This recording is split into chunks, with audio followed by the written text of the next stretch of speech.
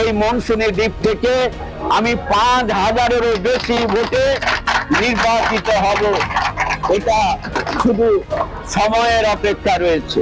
মানুষের উৎসাহ, উদ্দীপনা, অভিবাদন জানানোর যে ধরন, তাতে বোঝা যাচ্ছে লাল ঝান্ডা ফেরা শুধু সময়ের অপেক্ষায়, কেউ আটকাতে পারবে না। আশা করি আগামী দিনে মানুষের কাছে যা আমরা ঘুরছি বা দেখছি, আর এখন তো সোশ্যাল মিডিয়ার যুগ, সবাই বলছে পরিত্রাণ চাই।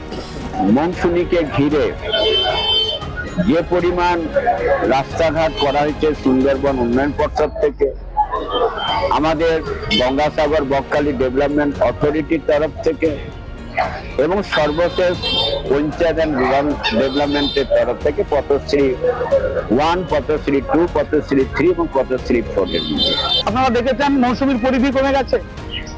তৃণমূলের আমলে কোনো কাজ হয়নি, সে বোটখালি থেকে শুরু করে মৌসুমী ওদিকে বকখালি সব একই অবস্থা।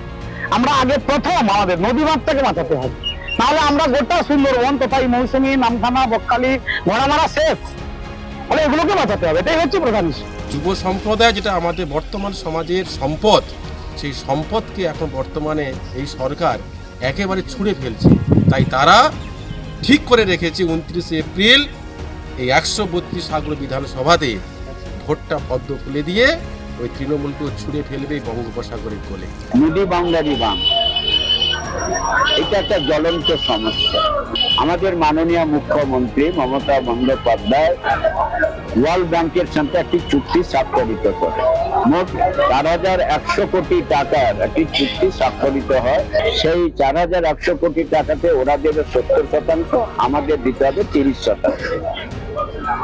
ফাইনাল হয়ে যায়, ডিপিআর রেডি হয়ে যায়, কিন্তু কেন্দ্রীয় সরকার যারা বাংলার মানুষকে ভাতে মারতে চাইছে, তাই নরেন্দ্র মোদীর সরকার গ্রিন সিগন্যাল না দেওয়ার কারণে আজকের কিন্তু এই নদী বাউন্ডারি বাঁধ নদীর পাড় ভেঙে গ্রামের ভিতরে জলের প্রবেশ। মুখ্যমন্ত্রী 15 বছর ছিল, তাহলে পরের বছর অপেক্ষায় থাকে না। 15 বছর যিনি করতে পারেন না, যিনি মন্ত্রিত্ব নিয়ে করতে পারেন না, তিনি আগামী দিনে করবেন, এটা একদম ভুল। করতে পারবেন না, এটা জনগণ ফিরে যাচ্ছে। আর ভাতা দিচ্ছে মানে কি চাকরি দিতে পারেন, ভাতা দিচ্ছে মানে কি কাজ দিতে পারেন। শিক্ষামন্ত্রীর খাটের তলায় 50 কোটি টাকা থাকে, তিনি মন্ত্রী, জবাব দেবেন না? সাগরে একটি সাংস্কৃতিক কেন্দ্র নেই, সাগরে একটা আন্তর্জাতিক ক্ষেত্রে একটা বৃহৎ একটা তীর্থস্থান, সেখানে একটা কালচারাল একটা হেরিটেজ নেই।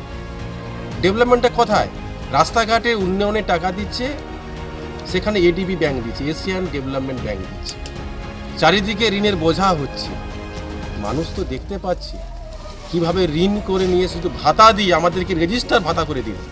ভারতবর্ষের যে পবিত্র সংবিধান, সেই সংবিধানকে নষ্ট করে দিয়ে পদদলিত করে কেন্দ্রীয় বিজেপি সরকার, তারা আজকে এসআইআর এর নাম করে আজকে লজিক্যালি ডিসক্রিপেন্সিকে সামনে রেখে যেভাবে তারা মানুষের বৈধ ভোট যেভাবে বাতিল করছে, যেন মনে হচ্ছে যে কেন্দ্রীয় সরকার এখানে রাষ্ট্রপতি শাসনের মধ্য দিয়ে নির্বাচন করাচ্ছে।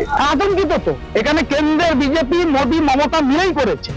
ওর বিডিও, এসডিওরা এই কাজটা করেছে, আর ওখানে জ্ঞানেশ কুমার এই কাজটা করাচ্ছে। অর্থাৎ গরিব মানুষকে ভোটাধিকার থেকে বঞ্চিত করো, গরিব মানুষকে বিভ্রান্ত করতো, এটাই হচ্ছে ওদের মূল বক্তব্য। রাজনীতি হচ্ছে উন্নয়নের কথা হবে, যেখানে রাজনীতির কথা হবে, কর্মসংস্থানের কথা হবে, এখানে পলিটিক্সের কথা হবে, সেখানে রুটি রুজির কথা হবে, কথা হবে এখানে কতটা পরিমাণ দুর্নীতি করেছে, কতটা পরিমাণ ন্যায়পরায়ণতার স্বার্থে এখানে এলাকার ডেভেলপমেন্ট করেছে, তাই নিয়ে আমাদের কিন্তু লড়াই।